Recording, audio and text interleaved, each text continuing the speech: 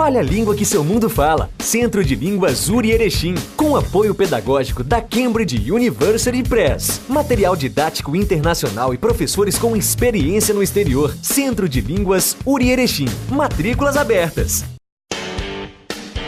Sucesso não tem receita pronta, mas tem um ingrediente indispensável. Pós-graduação URI, o lugar certo para unir o seu talento ao conhecimento e fazer você se destacar no mercado de trabalho. Multiplique as oportunidades e prepare-se para ser o melhor. Pós-graduação URI, fundamental no seu currículo. Informações e inscrições no site uricer.edu.br ou pelo fone 3520 9000. Fale a língua que seu mundo fala. Centro de Línguas URI Erechim, com apoio pedagógico da Cambridge University Press. Material didático internacional e professores com experiência no exterior. Centro de Línguas URI Erechim. Matrículas abertas.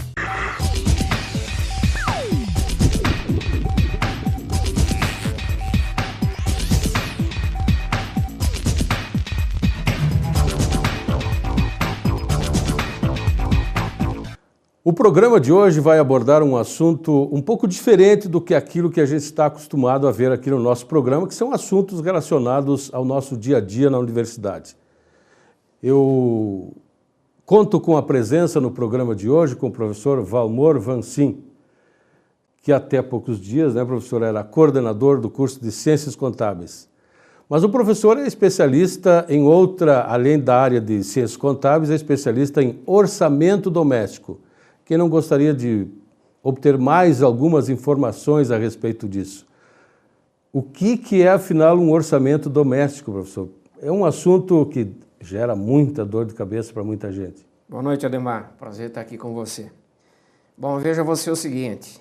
O orçamento doméstico nada mais é do que você adequar os teus gastos à tua renda, que nem sempre acontece. Que normalmente o que o pessoal acaba fazendo? Gastando mais do que ganha. E há, a partir daí, um desequilíbrio nas finanças, que vai acabar impactando na vida dessa pessoa, dessa família e da empresa onde ele trabalha. Por quê? A partir do momento que ele desequilibra o orçamento doméstico, se endivida, ele vai ter dificuldades pela frente. Primeiro caminho, onde é que ele vai buscar se socorrer? Com a empresa. Então acaba gerando problemas para essa empresa, porque não é política de uma empresa ficar bancando empréstimos para funcionários. Não é a finalidade da empresa. Mas o que as empresas acabam fazendo? Se deparando com esse tipo de situação, funcionário que está endividado por problemas em casa, acaba impactando em termos de qualidade de trabalho. A empresa, rendimento no trabalho? A empresa muitas vezes, se é um bom funcionário, não quer perder, vai ter que dar um jeito de socorrer ele. Muito bem, acaba abrindo um precedente, porque os outros têm o mesmo tipo de direito.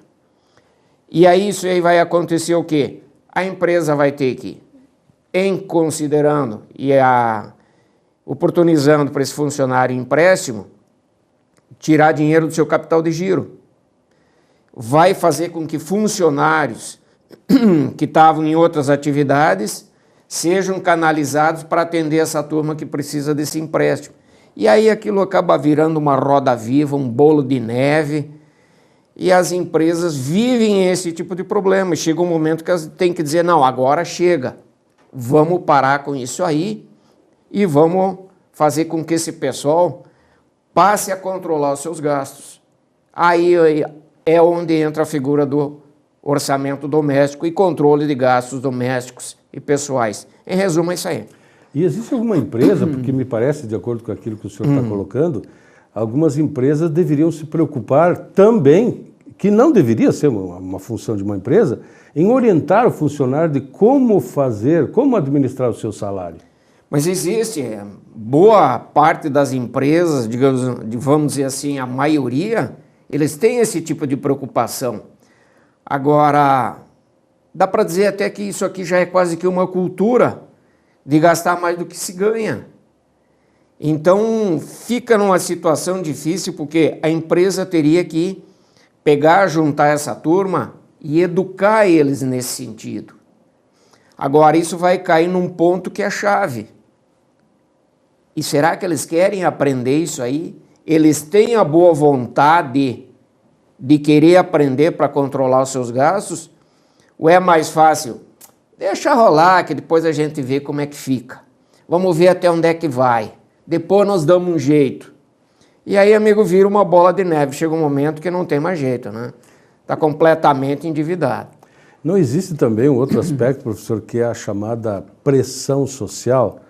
Quer dizer, se eu tenho um carro de melhor qualidade, eu sou uma pessoa, digamos assim, de sucesso, bem vista. Agora, se eu andar com um carro de 10 anos atrás, não, esse cara é mais ou menos, eu acho que ele... Né, não existe essa pressão, existe a pressão da mídia, existe a pressão... Todo dia. Tu vai no mercado, tu vai... Sempre tem opções que tu tem que consumir. Veja você o seguinte, não precisamos pegar o carro, vamos pegar celulares. O que acontece hoje em dia? Se você ainda tem um celular já mais antigo, aquele, né, que não é touchscreen, aquela história toda... Você é olhado pelos teus próprios colegas como alguém meio jurássico, entende? Lá antigamente, aquele negócio todo, que não está por dentro das coisas e tudo. Quanto é que custa para você ter um celular desses top aí que custa 2, 3, 4 mil reais? Eu tenho condições de ter isso aí? Eu preciso ter isso aí? Isso vai me tornar mais feliz ou mais bonito? Não vai. Mas acontece que existe uma pressão, como você falou, uma pressão não só social, mas também dos meios de comunicação. Por quê? As indústrias têm interesse em vender esse tipo de equipamento. Então criam-se propagandas, são veiculadas na mídia, fazendo com que o pessoal que vê isso aí vai dizer, mas olha só que show, tal, vou poder me comunicar com o pessoal, vou ter que ter esse equipamento para mandar e-mail, para ter Facebook, aquela história toda. Quanto é que custa? Quanto é que isso aqui vai impactar nas minhas finanças? Eu tenho dinheiro para isso? Essa conta o pessoal não faz, porque eles são levados no impulso, na emoção, vamos dizer assim. Vai na loja, faz um crediário de 15, 20 meses, vai ter que pagar. A conta do telefone, quanto é que vai custar? Além do que, o volume de ligações que vão ser feitas. Tudo isso é dinheiro. E economia doméstica, como qualquer economia, é matemática. 2 mais 2 sempre vai ser 4. Ou seja, se eu ganho 100 e eu gastar 110, alguém vai ter que bancar essa conta. Professor, não tem um outro aspecto também importante que a gente precisa analisar, para não jogar a culpa assim, no brasileiro como um todo? O mundo globalizado não está nos levando para esse lado também, professor? Está levando. Agora veja você o seguinte, vai estar em cada um ter o discernimento de saber. Olha, o meu ponto de parar é esse aqui. Se eu entrar nessa corrida maluca, consumista, de ter cada vez mais comprar, ter coisas novas, ter coisas da moda, celular do momento, carro do ano, eu vou ter que ter recursos para isso. Entende? Esse volume de veiculações que são feitas no sentido de estimular consumo, isso também é papel da indústria fazer, papel do comércio, dos meios de comunicação. Mas eu, consumidor, eu tenho que ter o meu limite, eu tenho que saber até onde eu posso ir. Porque a partir daí, eu vou entrar num buraco. E quem é que vai me tirar dali, quando eu estiver lá dentro?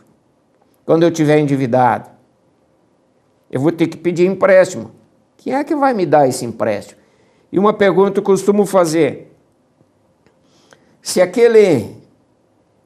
aquela renda que eu tenho no dia a dia é insuficiente para pagar minhas despesas, como é que eu vou pagar empréstimo? Vou tirar da onde? Eu vou parar de me alimentar? Vou cortar a energia elétrica de dentro de casa, água, luz. O que eu vou fazer?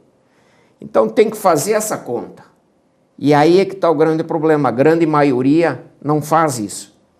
O pessoal se deixa levar pela emoção, pelo impulso, pela vontade.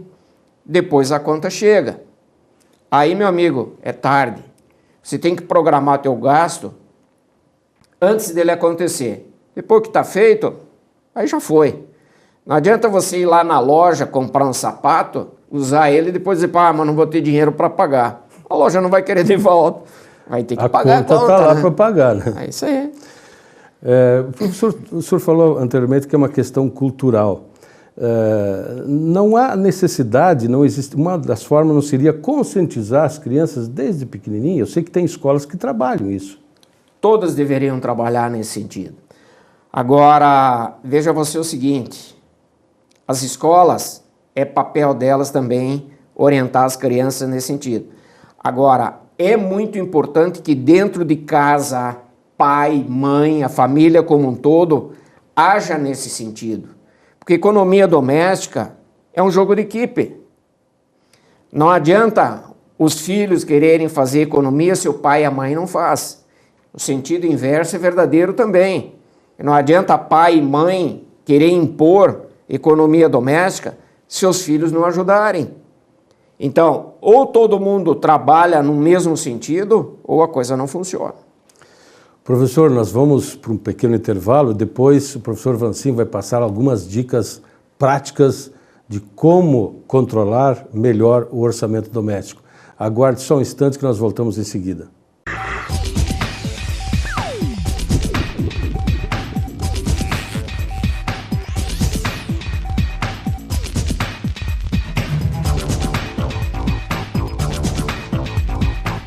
Fale a língua que seu mundo fala. Centro de Línguas URI Erechim, com apoio pedagógico da Cambridge University Press. Material didático internacional e professores com experiência no exterior. Centro de Línguas URI Erechim. Matrículas abertas.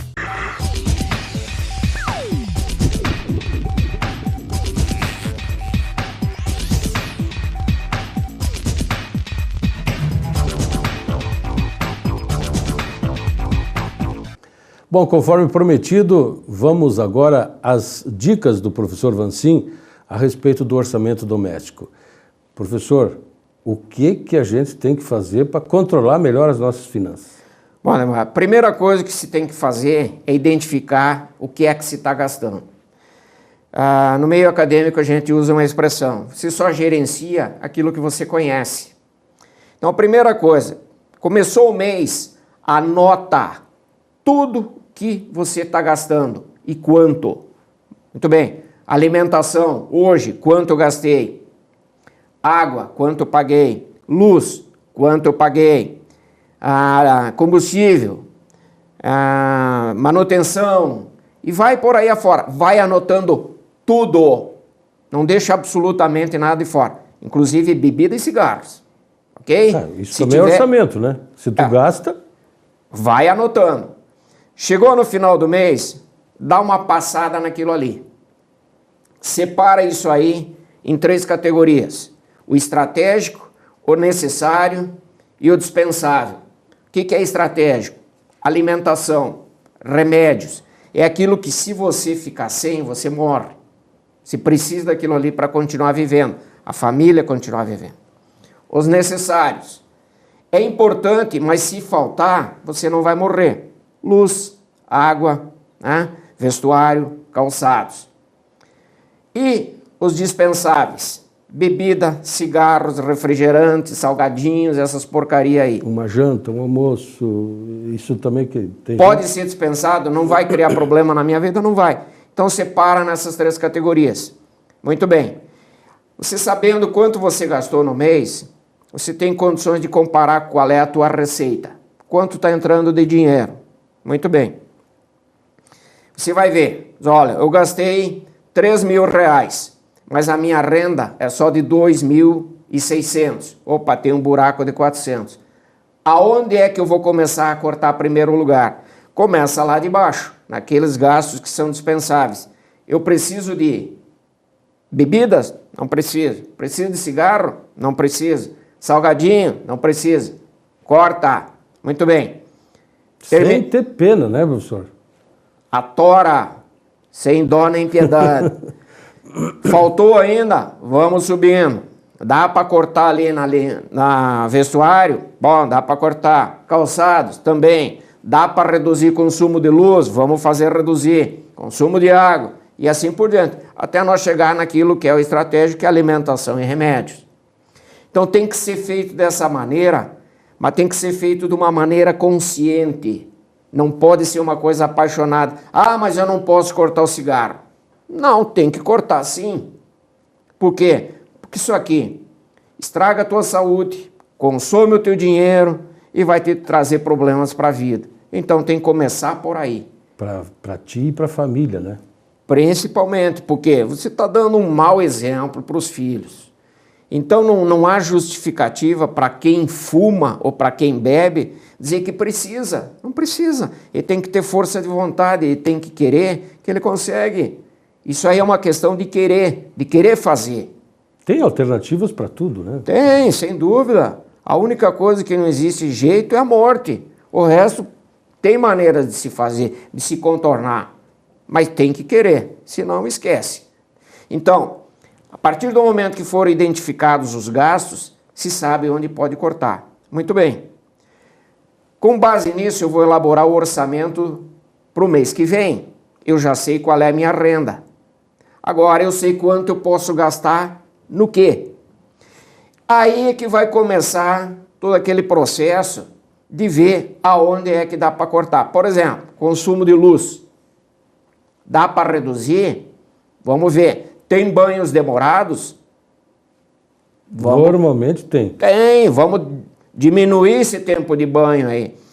Que tipo de energia se usa em casa? É só luz elétrica? O gás. O gás também é um tipo de energia.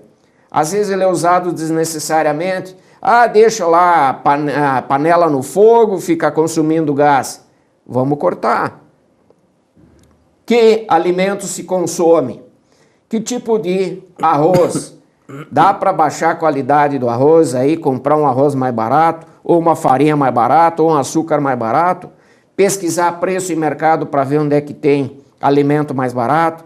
Então, tudo isso envolve esse processo de você ter que saber no que você está gastando para ver onde é que dá para gastar menos, para ajustar o teu consumo, o teu gasto, a tua renda. Basicamente, o orçamento é por aí. Agora, tem que querer fazer.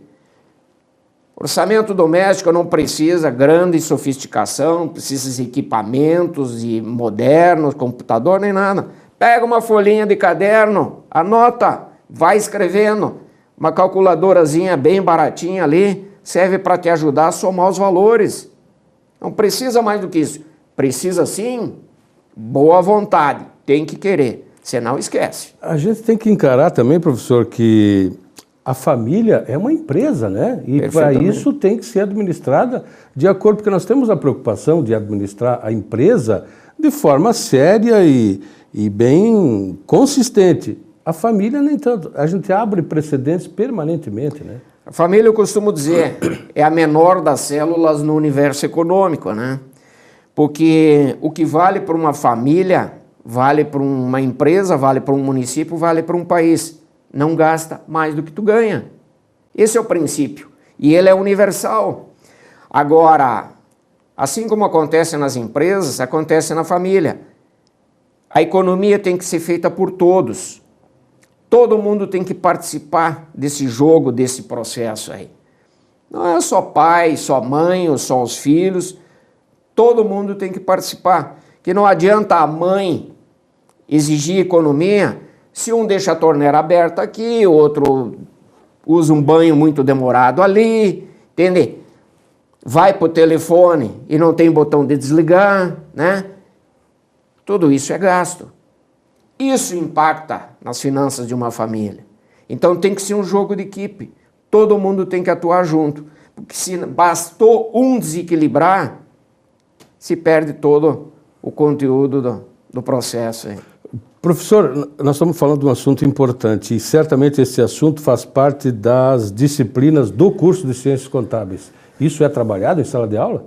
Também. Nós temos disciplina específica de orçamento, porque tem que ensinar o pessoal também, a nível de empresa, se fazer orçamento. Diz, olha, qual é que vai ser a receita de uma empresa?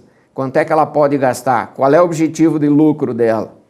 Esse é o objetivo. Isso como se aplica para uma empresa, também se aplica para uma família. E dá para dizer que o contador é um melhor administrador da sua família do que... Eu acho que o bom administrador da família é aquele líder, o pai ou a mãe, porque muitas vezes a mãe se mostra uma líder melhor do que o pai. É aquele que tem o espírito, diz, olha gente, nós estamos no mesmo barco, se nós não atuar juntos, nós vamos morrer abraçados. Então, na verdade, cada líder de família é um contador por excelência, né? Na sua opinião, o que estaria faltando no momento para que as famílias, para que o pai e a mãe se conscientizem mais a respeito desta grande problemática, digamos assim? É só consciência? Tem como buscar ajuda para isso? E aonde buscar ajuda?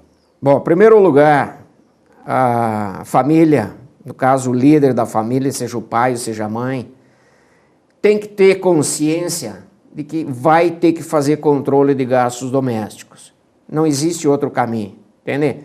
A partir do momento que você começa a desequilibrar esse orçamento, você entra num terreno perigoso.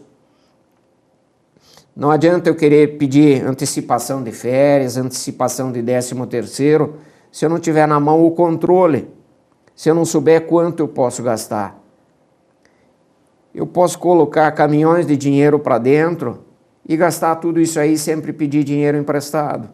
Então tem que haver esse controle. Isso passa necessariamente por uma reversão de cultura. No nosso país, nós temos quase que uma cultura formada no sentido de consumir. Vamos gastar. Ah, porque o meu vizinho ali está de carro novo. Ah, não, então eu tenho que ter carro novo também. Por quê? Deixa ele. Eu tenho que cuidar da minha vida. Porque eu desequilibrando a minha economia, o meu orçamento, não é o meu vizinho que vem me socorrer. Pelo contrário, ele quer mais é pisar no meu pescoço. Então eu tenho que ter essa consciência, isso tem que formar uma cultura começando dentro de casa. As escolas têm um papel importante nesse sentido de educar os pequenos, para que eles economizem, para que eles ajudem a levar essa cultura para dentro de casa. Mas isso passa necessariamente pelos líderes, pelo pai, pela mãe, em assimilarem esse tipo de visão e fazer com que isso aconteça. Professor, o senhor como especialista nessa área tem sido chamado para socorrer alguém, socorrer alguma empresa? As empresas elas têm me convidado e eu vou pela universidade, né? Porque é papel da universidade também atuar nesse sentido, levar isso para as empresas, para mostrar para o pessoal, para os funcionários, a importância de controlar gastos domésticos. E principalmente o seguinte, Ademar, se você não tem condições de cortar seus custos, tem que aumentar a tua renda. E para você aumentar a tua renda, isso passa necessariamente pela tua qualificação profissional.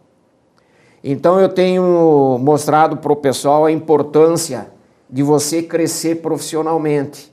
As empresas só vão te dar aumento se você for importante para elas.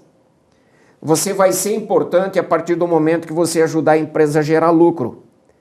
Mas você vai conseguir isso aí a partir do momento que você estiver qualificado.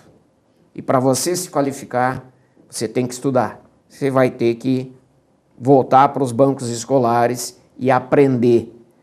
Aí você vai estar qualificado, aí você vai ter elementos que te permitam você ter uma renda melhor. Então é uma combinação de fatores, né? E diferenciar, né, professor, que este é um momento de gasto, sim, mas que é investimento, em primeiro lugar, na sua qualificação. Perfeitamente. Que o retorno vai vir logo adiante. Porque o pessoal às vezes acha assim, mas eu não vou gastar com educação. Educação não é gasto, educação é investimento. A partir do momento que você tiver a vontade de se qualificar, de você crescer, você tem uma chance muito maior de obter renda maior. O que diferencia uma pessoa da outra não é a estatura, cor dos cabelos, cor dos olhos, esse tipo de coisa. É o conhecimento. Eu costumo usar como exemplo o seguinte fato. O Japão é um arquipélago de ilhas vulcânicas. Não tem riquezas naturais, mas, no entanto, é um dos países mais ricos do mundo. Por quê? Pelo conhecimento que o povo japonês detém. É isso que diferencia o Japão de outros países do mundo. A Suíça não produz 1 grama de cacau, que é a matéria-prima do chocolate, mas, no entanto, faz o melhor chocolate do mundo. Por quê? É o conhecimento que eles têm. Então, assim como acontece com países, acontece com pessoas. O que diferencia uma pessoa da outra é o conhecimento. É isso que vai fazer com que você venha a obter mais renda, a você crescer profissionalmente. Então é uma combinação. É importante cortar os gastos, equilibrar? Mas é importante também que eu suba como profissional para produzir renda, para bancar esses gastos aí. Professor, acho que foi bastante interessante a sua vinda ao nosso programa de hoje, porque as pessoas estavam ávidas, estavam esperando esse tipo de informação. Afinal de contas, se ouve muito, mas se faz muito pouco nesse sentido. Professor, muito obrigado pela sua contribuição a nós e à nossa comunidade. Muito obrigado. Boa noite, então, e até a semana que vem.